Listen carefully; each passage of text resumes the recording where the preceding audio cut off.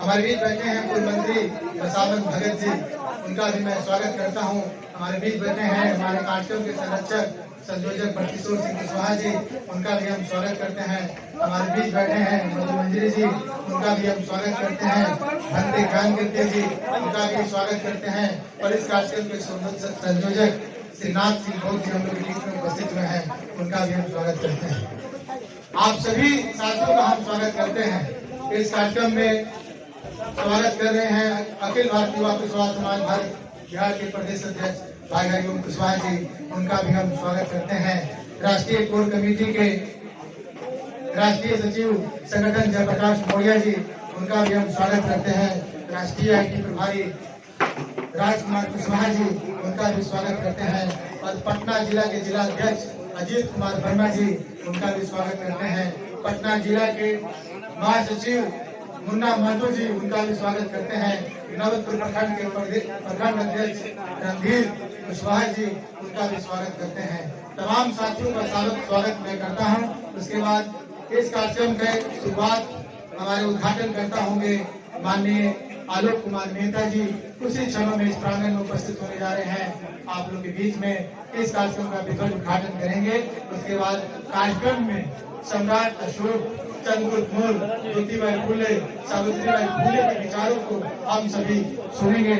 उद्घाटन समारोह होगा और उद्घाटन समारोह दीप प्रज्वलित के साथ शुरू होगा। उसके बाद एक एक घंटा सम्राट अशोक के बारे में बताएंगे, जिसको आप बेहतर तरीके से जान पाएंगे।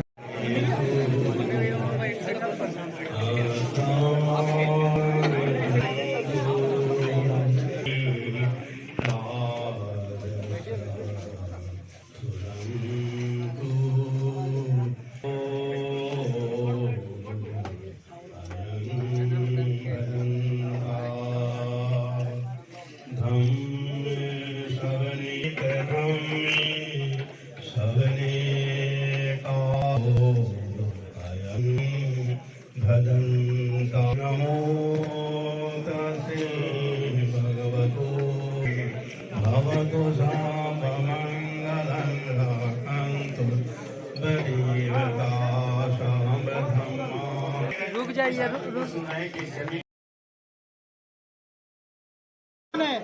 पूरे विश्व एक सूत्र में बांधने का संकल्प लिया और धर्म के रास्ते इस विश्व पे विजय प्राप्त करने का सपना चरितार्थ किया। उनकी आदि बिहार सरकार के मुख्यमंत्री श्री नीतीश कुमार ने आज सम्राट अशोक के जन्माष्टमी के अवसर पे इसका ऐसा राज्य है जहां जन्माष्टमी के मौके पे बिहार सरकार के माननीय मंत्री कुमार जी ने छुट्टी की। ये काफी सराहनीय है कि आज इस जयंती को हर घर में लोग मना रहे हैं। राजकीय समारोह के साथ सम्राट की जयंती मनाई जाए।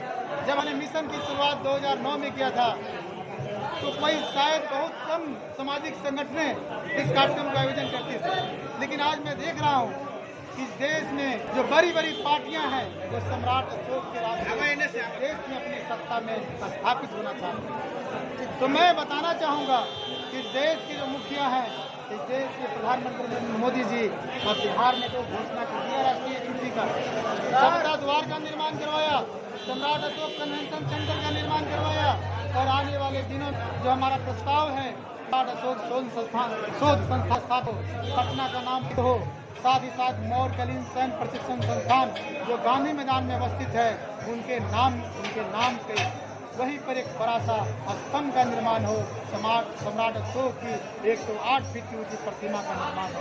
ऐसे कई इसमें रहने वाले युवा हैं, इस देश में सम्राट अशोक के मानने वाले लोग हैं, उनका विचार हम लोग के बीच में आया। इस प्रस्ताव को भी इस देश के प्रधानमंत्री, बिहार के माननीय मुख्यमंत्री, बिहार के डिप्टी सीएम, बिहार के गवर्नर, बिहार के राष्ट्रपति जी को हम ज्ञापन के माध्यम से ये काम करेंगे कि सम्राट अशोक के विचारों को जन जन तक बताने का। ऐसा एक शासक था कि काबुल, कंधार, अफगानिस्तान, पाकिस्तान, उस समय दूरसंचार का माध्यम नहीं था, शिलालेखों के माध्यम से अपने साम्राज्य को उन्होंने विस्थापित करने का काम किया। ऐसे शासक की जयंती इस भारत देश में क्यों नहीं मनाई? भारत देश के प्रधानमंत्री को राष्ट्रीय अवकाश करने की जरूरत है। राष्ट्रीय समारोह करने की जरूरत है। अरे हमारी मांग अखिल भारतीय व कुशवाहा समाज भारत की है कि उनकी आवाज को दबाने का काम नहीं करे। सम्राट अशोक के विचारों को आप जो दफन है जमीन में, जिसको दफन कर दिया गया, कुम्हरार किला है वहाँ पर 30 फीट मिट्टी से दबा हुआ जो उसका अवशेष है, उसको भी प्रतिमूर्ति बना के इस देश के जो प्रधानमंत्री हैं उनको दिखाने की जरूरत है कि बिहार ज्ञान की धरती रहा है। बिहार ने पूरे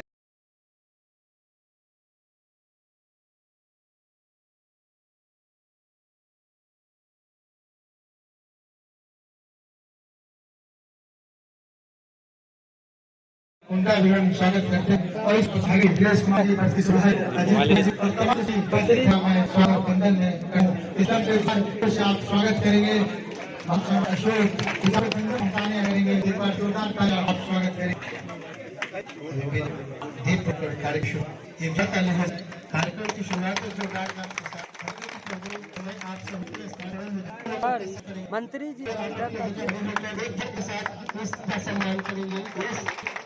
जो हम लोगों ने शुरू किया है उसकी शुरुआत करेंगे। विधिवत कार्यक्रम है। तमाम अतिथियों का एक बार फिर से सभी अतिथि अपने अपने जगह पे आप सभी लोग अपने अपने जगह पे विराजमान हो जाए।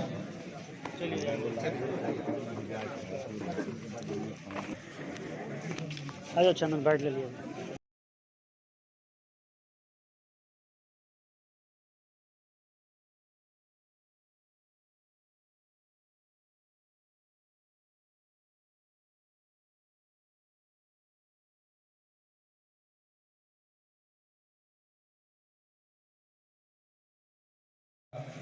अखंड भारत का उसके बाद किसी भी सम्राट को चक्रवर्ती सम्राट की संज्ञा शायद नहीं दी गई, उन्हें प्रियदर्शी भी कहा गया। हालांकि इतिहास में बहुत सारे लेखकों ने कई सारी बातें कही हैं। जैसे पिछले दिनों संघ से जुड़े हुए एक लेखक का विचार आया था जिसका सब लोगों ने विरोध किया था, जिन्होंने अशोक की न सिर्फ आलोचना की थी बल्कि उन्होंने जो लिखा उसमें दिख रहा था कि वो किसी दुर्भावना से प्रेरित होकर लिख रहे हैं। तो किसी भी इतिहास को लिखने के समय आप आलोचना कर सकते हैं, लेकिन दुर्भावनाएं सही नहीं होती है। दुर्भावना में जब मनुष्य होता है और कलम उठाता है तो वो आलोचनाएं नहीं लिखता, बल्कि वो जानबूझ करके कुछ फैक्ट्स का तलाश करता है और कुछ फैक्ट्स को क्रिएट करता है और उसको लिखता है, उसको एस्टेब्लिश करने की कोशिश करता है, उसको स्थापित करने की कोशिश करता है। तो ये सब भी होता रहा। इस सब कुछ के बावजूद लंबे समय से अशोक के स्तूपों को दबाया जाता रहा। जितने बुद्ध के विचारों को उन्होंने देश और दुनिया भर में लिखवाया उसको जमींदोज किया जाता रहा। अपने पुत्र और पुत्री को उन्होंने श्रीलंका भेजा और दुनिया भर में धम्म का प्रचार करवाया गया, उसको दबाया और छुपाया गया। हम बस एक बात आप सब लोगों से और खुद से और खास तौर पर अपने नौजवानों से ये कहना चाहते हैं कि आखिर क्या बातें लिखी गई थी उन स्तूपों पर, जिसको और उन लिखी हुई बातों से किनको खतरा था। आखिर कौन वो लोग थे जो उनको जमींदोज कर देना चाहते थे, दबा देना चाहते थे, खत्म कर देना चाहते थे। हम समझते हैं कि हमें उन लोगों को भी पहचानने की जरूरत है। वो आज भी हैं, उनका अंश। अगर आज सम्राट अशोक का अंश मौजूद है तो उनके विचारों को दबाने वालों का अंश भी आज मौजूद होगा। इस बात को आप भी समझते हैं।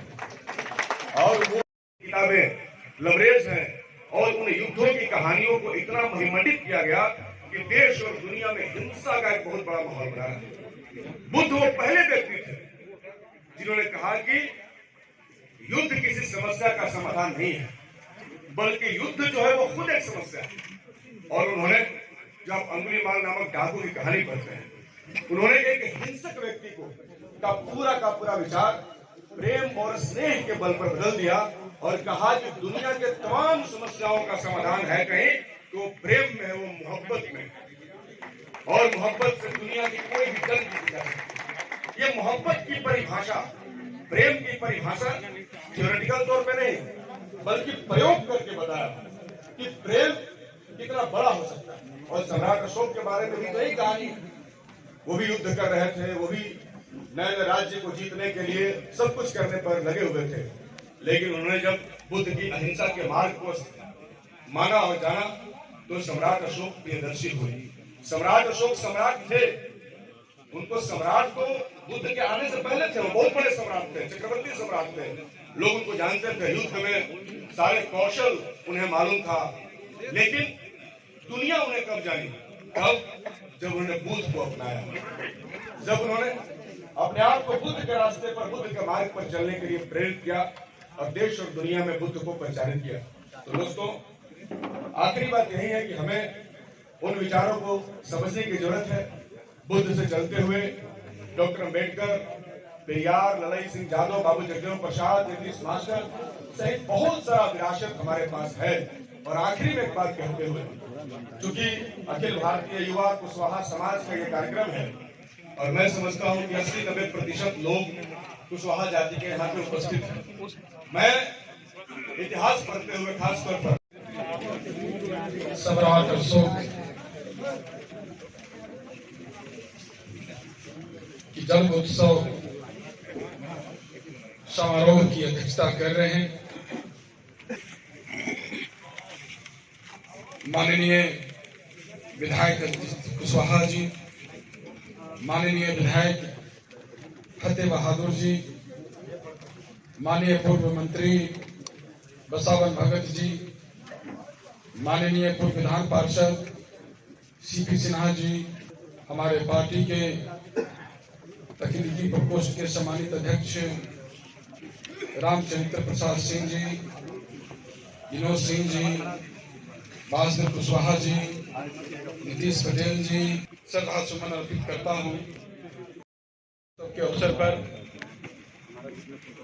साथियों,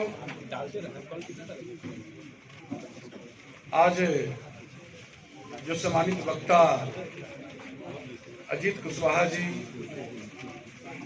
माननीय मंत्री आलोक मेहता जी, उन्होंने जो रखा काफी विस्तार से सम्राट अशोक जी के बारे में उन्होंने रखा, आपको अवगत कराया। कुछ जो बिहार सरकार के द्वारा किया गया उस विषय को मैं आपके बीच में रखता हूं। आप जानते हैं, यह सर्वविदित है कि सम्राट अशोक की जयंती तिथि को लेकर आदिकाल अतीत काल से विवाद चलता आ रहा था, लेकिन हम सबों के नेता माननीय मुख्यमंत्री श्री नीतीश कुमार जी, प्रसिद्ध इतिहासकार विद्वान से राय मशवरा कर उन्होंने चैत्र के 8वीं को सम्राट अशोक की जयंती जन्म उत्सव मनाने का तिथि सुनिश्चित किया। इतना ही नहीं, उन्होंने इस डेट को, आज के दिन को सरकारी अवकाश की घोषणा की और राजकीय सम्मान के साथ